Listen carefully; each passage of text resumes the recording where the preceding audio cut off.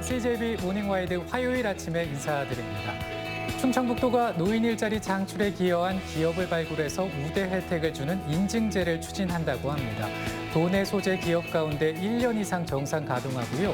만 60세 이상 노인 고용 비율이 5% 이상인 기업이 자격이 된다고 하네요. 네, 그렇습니다. 코로나19가 장기화되면서 여러 분야의 어려움이 참 많지만 특히나 노인들이 일자리를 잃은 경우가 많다고 합니다.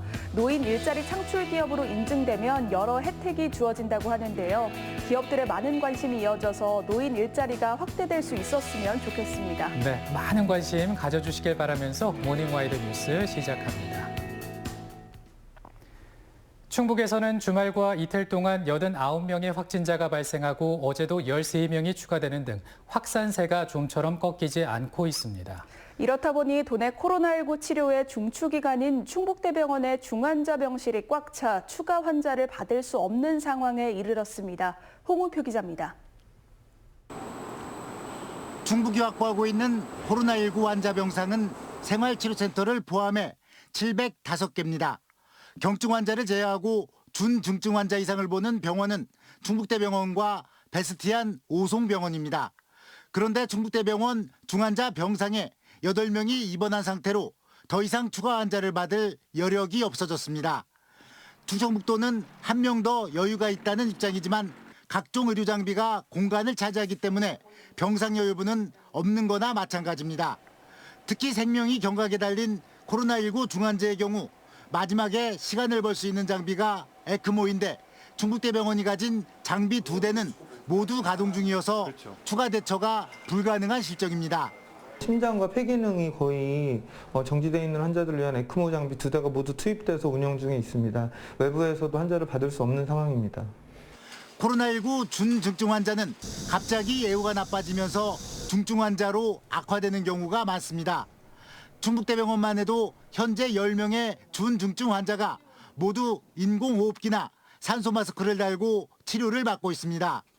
의료 인력의 과부하가 날로 가중되면서 임시방편의 인력 배치도 한계에 다다랐습니다. 그동안 의료 현장에서 수차례 중증 환자 발생에 대비해야 한다고 건의했지만 방역 성과에 도취되면서 이미 때를 놓친 것으로 보입니다. 인프라를 확보하는 데 있어서 중환자 전담 치료 병상 같은 경우에는 공사 기간이 6개월에서 8개월 정도 걸립니다. 중환자가 급증하는 상황에서 에크모 장비도 부족하고 인공호흡기나 또 이것에 대처할 의료진이 지금 없는 상황입니다.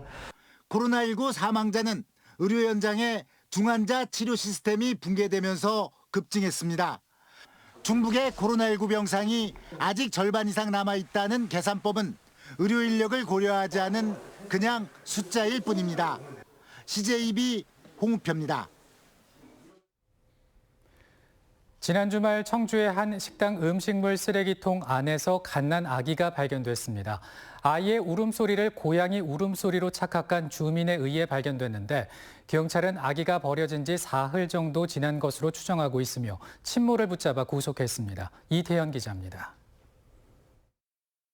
새벽 시각 골목길 상점 앞으로 경찰차가 출동합니다.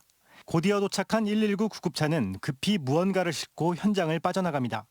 지난 21일 새벽 3시쯤 청주시 가경동의 한 식당 앞 음식물 쓰레기통 안에서 태어난 지 얼마 안 된 영아가 발견됐습니다.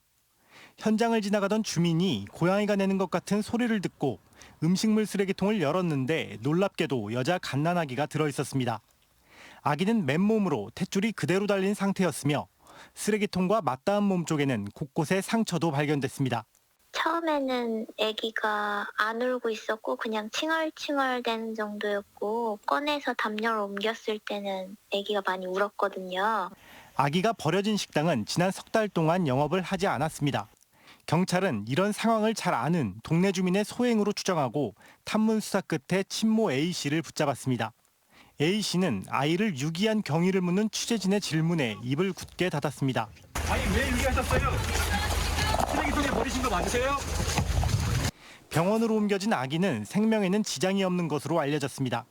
CJB 이태현입니다.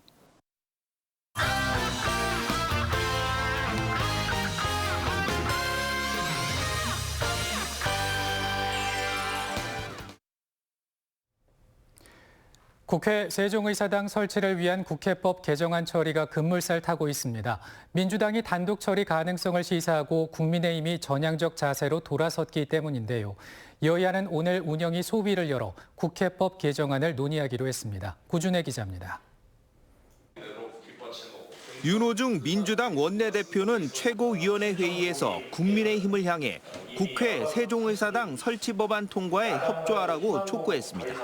하루 전 국민의힘 김기현 원내대표가 말한 세종의사당 설치법 제정 약속이 시간 끌기가 아니길 바란다며 이번 주 내 처리를 못 박았습니다. 저희가 이제 매듭 짓겠습니다. 이번 주 본회의 법안 처리에 대승적으로 협조해 주시기를 거듭 촉구합니다. 그동안 세종의사당 설치에 상대적으로 소극적이던 국민의힘이 입장 변화를 보이면서 국회법 통과가 급물살을 탈 거란 기대가 커지고 있습니다. 김기현 국민의힘 원내대표는 22일 국회 분원을 설치할 근거법을 마련할 계획이라며 충청도민의 여망에 부응하겠다고 말했습니다.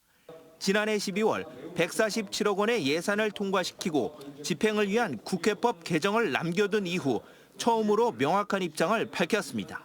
야당 몫의 국회 부의장에 내정된 국민의힘 정진석 의원도 SNS를 통해 국회법 개정안이 여야 합의로 조만간 처리될 전망이라고 밝혀 기대감을 높였습니다. 여야는 오늘 오전 운영 개선 소위원회를 열어 세종시의 상임위 중심의 국회 분원을 설치하기 위한 국회법 개정안을 논의하기로 합의했습니다. 민주당은 국민의힘이 협조하지 않으면 단독 처리도 불사하겠다는 강경한 입장입니다. 그래서 희망 고문을 어쨌든 견뎌왔던 상황이고요. 행정수도로 가는 역사적 변곡점에서 반드시 이번에는 처리가 될 수 있었으면 좋겠습니다. 여야 합의로 행정수도 완성이라는 역사적 물꼬가 트일지 양당이 내놓을 결과에 관심이 모아지고 있습니다. CJB 구준혜입니다. 청주시가 세계 3대 광천수로 유명한 내수읍 초정리를 관광지로 개발하는 사업을 추진하고 있는데요. 그런데 일부 토지주들이 자신들의 땅은 빼달라며 민원을 넣고 있습니다. 길게는 30년 넘게 재산권 행사를 못하고 있다는 겁니다. 조용관 기자입니다. 청주시 내수읍 초정리입니다.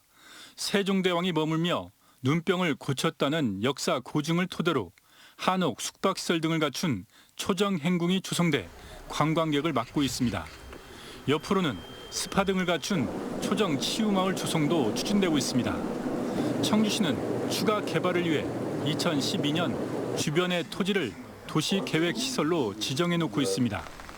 행궁과 수백 미터 떨어진 개인 소유의 땅도 주차장과 공원, 도로 용지로 묶여 있는데 토지주들은 청주시에 계획시설 해제를 강력히 요구하고 있습니다. 지난 1987년 관광휴양개발진흥지구에 지정된 것까지 합하면 30년 넘게 개발 행위 등에서 제약을 받고 있다는 겁니다. 딴 지역 가보면은 다 고나날이 개발이 되는데 초정은 10년 전이나 30년 전이나 거의 비슷해요. 행궁지어놓은 거 하나 뺏기 달라진 거 없는데 이거를 해제를 해주든지 시에서 이거를 우리가 매매했을 때 그걸 회수해 주든지 뭐 둘 중에 하나죠. 뭐 그거 우리가 권리 행사할 수 있게끔 시에서 좀 해줬으면 좋겠습니다. 토지주들은 아직도 개발 계획이 없다는 청주시의 답변에 더욱 분통을 터뜨리고 있습니다. 지난 10년간 10%도 안 되는 면적을 개발해놓고 기약 없이 또 기다리라는 건 행정 편이라는 겁니다. 현재로서는 구체적인 조성 계획은 없고 장기적으로 추진할 사항이다. 그런 취지로 봐주시면 될 것 같습니다. 토지주들은 오는 30일 충청북도에 제기한 행정심판 결과를 지켜본 뒤 국토부에 도시계획시설 해제를 다시 요청하기로 했습니다. CJB 조윤광입니다. 가정에서 나오는 쓰레기 처리는 일상생활과 가장 밀접한 부분이지만 정확한 분리 배출 방법을 모른 채 버리는 경우가 많은데요. 충주에서는 쓰레기를 도로변에 마구잡이로 배출해 눈살을 찌푸리게 하는 일이 많았는데 시 당국이 배출 기준을 세워 강력한 단속을 예고했습니다. 박원 기자가 취재했습니다. 지난 6월 충주시 연수동입니다. 사람들이 지나다니는 인도에 쓰레기가 담긴 종량제 봉투와 각종 재활용품이 어지럽게 널려 있습니다. 대부분 인근 원룸촌에서 나온 것으로 배출 장소에 대한 명확한 기준이 없다 보니 자기 집 앞을 놔두고 대로변에 버리게 됐고 이로 인해 민원이 속출했던 겁니다. 쓰레기가 있다 보니까 물어보면 그냥 뒤쪽으로 도로가 들어버리면 돼요라고 말합니다. 하지만 도로가에 쓰레기를 버리면 다음 달부터는 모두 과태료 부과 대상입니다. 그동안 충주시는 잘못된 배출 방식이라는 걸 알고도 눈 감아줬지만 앞으로는 강력하게 단속해 미관을 해치는 일을 줄이겠다고 밝혔습니다. 따라서 내 집, 내 점포 앞 배출을 원칙으로 하는 문전수거를 실시합니다. 이렇게 일몰 이후 원룸 앞에 쓰레기를 버리면 다음 날 아침 일찍 수거업체가 가져가게 됩니다. 연수동 같은 경우에는 동에서 원룸 같은 경우에 원룸 주인들을 만나서 설득을 하고 그래서 지금 문전 배출을 계속 홍보를 하고 있습니다. 충주시는 향후 수거 대행업체와의 계약 방법도 변경해 수거 방식을 전면 개선하기로 했습니다. 현재 재활용품과 일반 쓰레기, 음식물 쓰레기 등 품목마다 수거업체가 각각 다른데 2년 뒤부터는 한꺼번에 처리하는 권역별 책임제를 도입해 주민 편의를 도모한다는 방침입니다. CJB 박원입니다.